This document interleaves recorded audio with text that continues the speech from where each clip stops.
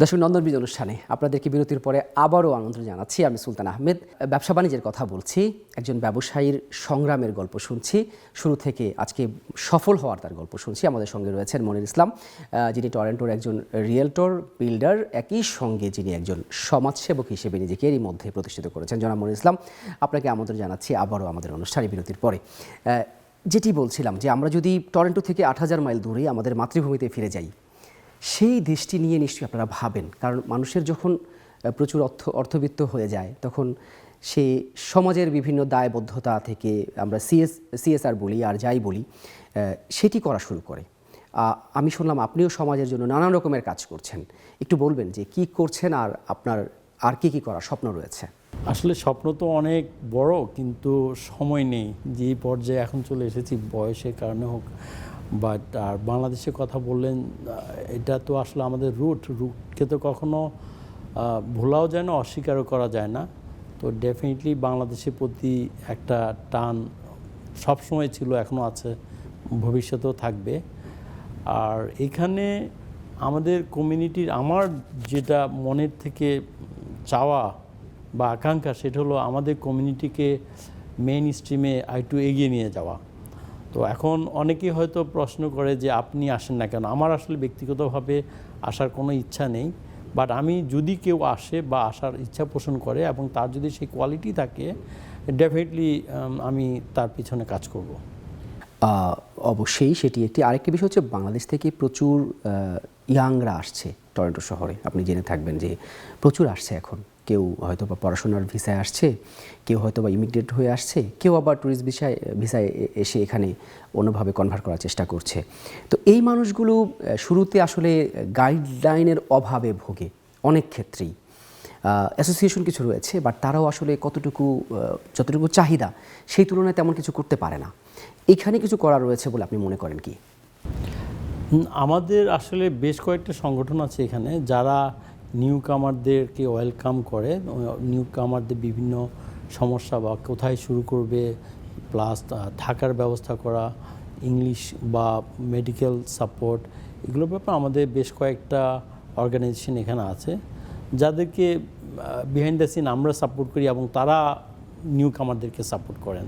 তো ডেফিনেটলি কেউ আসলে যদি আমাদের সাথে অথবা তাদের সাথে যোগাযোগ করে, ডেফিনেটলি আমরা তাদেরকে গাইড করতে পারি যদি তাদের কোনো প্রয়োজন হয়। বিভিন্ন হিসেব বলে বাংলাদেশের প্রায় ৭০ থেকে ৮০% তরুণরা চায় এখন দেশ ছেড়ে, বিশেষ করে মেধাবীরা যারা পড়াশোনা করছে, দেশ থেকে এই বিদেশের কোনো একটি জায়গাতে চলে আসতে, বিশেষ করে আমেরিকা, কানাডা বা ইউরোপের বিভিন্ন দেশগুলোতে। তো আপনি আসলে এই তরুণদের উদ্দেশ্যে কি বলবেন? আমি ডেফিনেটলি চাবো তারা তাদের ভবিষ্যৎকে উজ্জ্বল করার জন্য বাইরের দেশগুলো ডেফিনেটলি অনেক বেটার, বাট আমাদের মতো আমরা যারা অনেক আগে এসে এখানেই স্থায়ীভাবে বসবাস করেছি, এইটা না করুক, কিন্তু তারা আসুক, তাদের জীবনকে সুন্দরভাবে গড়ে তুলুক, ডেফিনেটলি ওয়েলকাম জানাবো। বাংলাদেশের অর্থনীতি নিয়ে দুটো কথা বলবেন, কী ভাবেন? না, আপনি এমন একটি প্রশ্ন করেছেন যেটা আসলে রাজনীতিকে টানে। হ্যাঁ, আমি খুবই আশাবাদী, আমি এতটুকুই বলবো, আমি খুবই আশাবাদী। এগিয়ে যাওয়াটা কি সুন্দর হচ্ছে, মানে বাংলাদেশের, বা এগিয়ে যাচ্ছে কি বাংলাদেশ? কোথায় শেষ হবে জানি না, but so far so good.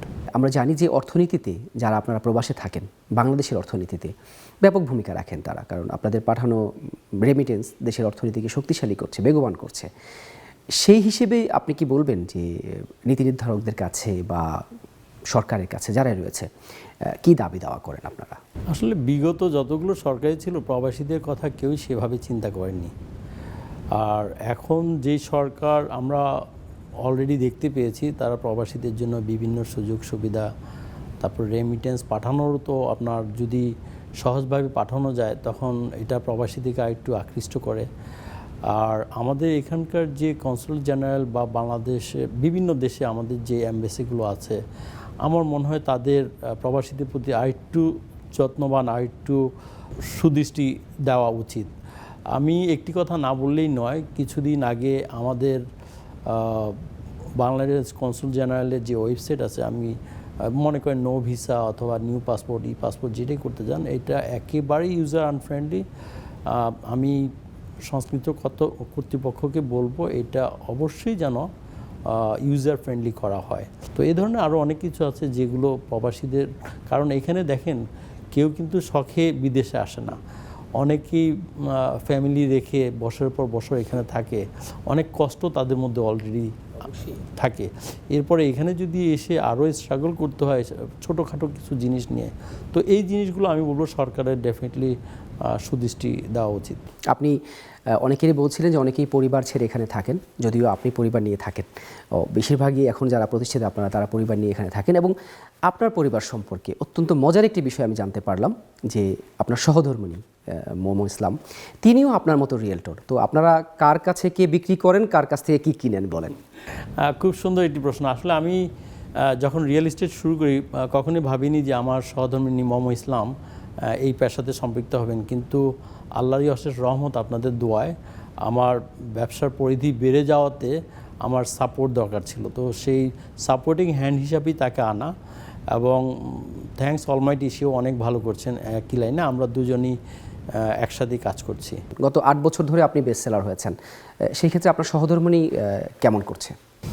সে যেহেতু আমাকে সাপোর্ট দিচ্ছে, ডেফিনেটলি তারও অনেক, হ্যাঁ তারও অনেক অবদান আছে আমার টপ প্রডিউসার হওয়ার পিছনে। আর সেও অ্যাভারেজ, আমি বলবো যে নট ব্যাড, ভালো করছে, অ্যাভারেজ। আমি আপনার পরিবার নিয়ে আরেকটু যদি জানতে চাই, যে আমরা জানলাম যে জনাব সিরাজুল ইসলাম তিনি আপনার দাদা হয়, তো যদি একটু বলেন তার সম্পর্কে আমাদের দুটো। আসলে সিরাজুল আলম খান আমার ব্লাড রিলেটেড কোনো দাদা না, উনি সাধারণ মানুষই যেরকম দাদা, আমারও সেরকমই দাদা। 3-4 বছর আগে ওনার সাথে দেখা হয়েছিল বাংলাদেশে যখন গিয়েছিলাম, তো তখনই ধারণা করেছিলাম যে এইটাই হয়তো তার সাথে শেষ দেখা। উনি যেই বাংলাদেশের স্বপ্ন দেখেছিলেন, সেই বাংলাদেশ এখন সেভাবেই আগাচ্ছে, কিন্তু আজকে উনি নেই। এই দিনে উনি বেঁচে থাকলে হয়তো অনেক খুশি হতেন, এতটুকুই বলতে পারি। আবার একটু যদি তরুণদের কাছে ফিরে যাই, নতুনদের কাছে, নতুনরাই তো দেশ গর্বে নতুন করে তাদের একটা মানুষ ক্যারিয়ার করার ক্ষেত্রে, যেমন আপনি ইউটার্ন করেছেন, আপনি ছিলেন কম্পিউটার সায়েন্সে, সেখান থেকে আপনি রিয়েলটর হয়েছেন। এইরকম করে আসলে ক্যারিয়ারে এরকম রিয়েলিস্টিক চিন্তাভাবনা করা বা ভিশনারি চিন্তাভাবনা করা কতটুকু জরুরি, বা কীভাবে করতে পারে তারা? আপনি যখন ইয়াংদের কথা বললেন, আমি একটি কথা না বললেই নয়, যে কোনো একজন বিজ্ঞ লোকের সাথে আমার একদিন কথা হচ্ছিল, তো ওনাকে একটি প্রশ্ন জিজ্ঞেস করার পর প্রশ্নটি ছিল এরকম যে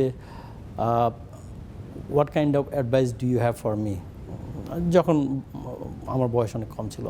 তখন উনি একটি কথা বলেছিলেন যে তোমার জীবনকে তুমি 2 ভাগে ভাগ করবে, যে লেটসে তুমি অ্যাভারেজ এজ 60 ইয়ার্স তুমি বাঁচবে, তো 30 ইয়ার্স বিফোর এবং 30 ইয়ার্স আফটার। তো তুমি যদি প্রথম 30 বছর অনেক কষ্ট করো, যত বেশি কষ্ট করবে, পরের 30 বছর তুমি তার চেয়ে তত কম কষ্ট করবে। আমি সব ইয়াংদেরকে বলবো যে কষ্টের কোনো বিকল্প নেই। অনেকে কিন্তু এই কষ্ট করার সময় আবার খুবই হতাশ হয়ে পড়ে, হোপলেস হয়ে পড়ে, তাদেরকে সাহস দেওয়ার জন্য কি বলবেন? ফার্স্ট অফ অল, কষ্টের কোনো বিকল্প নেই। আর সেকেন্ড হলো, আমি বলবো যে অনেস্টির কোনো বিকল্প নেই। যদি তারা অনেস্ট ওয়েতে চেষ্টা করে যেতে থাকে, টুডে আর টুমরো তারা সাকসেস হবেই।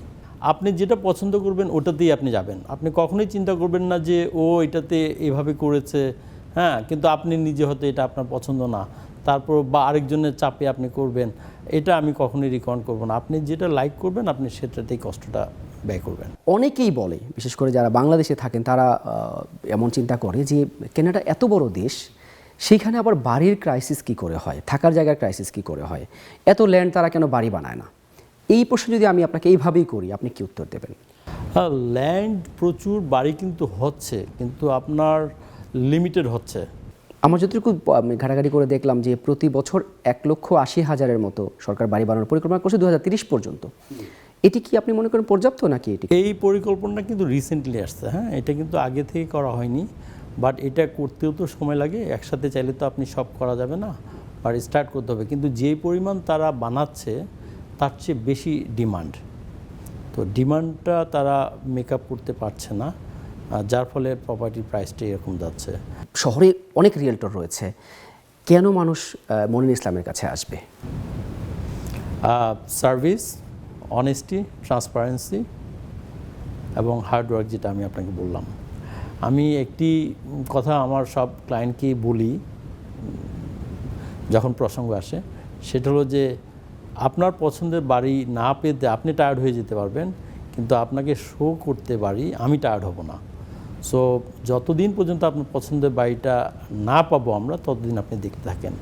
তো এই যে জিনিসটা, এইটা আমি মনে করি ওয়ান অফ দ্য কি, যে ক্লায়েন্টকে তাদের মনের মতো একটি বাড়ি খুঁজে দেওয়া, হ্যাঁ, এটাতেই হয়তো তারা আমার প্রতি আকৃষ্ট হয়। এই যে আজকের প্রথম এপিসোডে আপনি গেস্ট হয়েছিলেন, নন্দন টিভির জন্য আপনার কি শুভকামনা থাকবে? নন্দন টিভির সাথে আমি আসলে আমার যতটুকু মনে পড়ে ডে ওয়ান থেকেই নন্দনের সাথে আছি, এবং নন্দনের সার্ভিস, নন্দনের আতিথেয়তা, নন্দনের সব কিছু এত ভালো লাগে, যার ফলে এখনও নন্দনের সাথে আছি এবং ফিউচারও থাকবো, এবং নন্দনের প্রতি শুভকামনা। অসংখ্য ধন্যবাদ জনাব মনির ইসলাম আমাদেরকে সময় দেওয়ার জন্য। দর্শক, কথা বলতে বলতে, গল্প শুনতে শুনতে, সংগ্রাম থেকে সফলতা থেকে তার কাছ থেকে প্রাপ্ত যেসব আসলে পরামর্শ বা অনুপ্রেরণাদায়ক গল্পগুলো আমরা শুনলাম, যা আমাদের তরুণদের জন্য আমরা আশা করছি কাজে দেবে। যারা এতক্ষণ ধরে অনুষ্ঠানে দেখছিলেন, আমরা আশা করি এরকম সফল মানুষ হয়তো সবাই হতে পারবে না, তবে সফল হওয়ার এই চেষ্টাটা সবার মধ্যে অব্যাহত থাক। আপনারা এগিয়ে যান, আপনাদের ব্যবসা বাণিজ্য এগিয়ে যাক, সেই প্রত্যাশায় শেষ করছি আজকের মতো। ভালো থাকুন, সুস্থ থাকুন, দেখতে থাকুন নন্দন টিভি।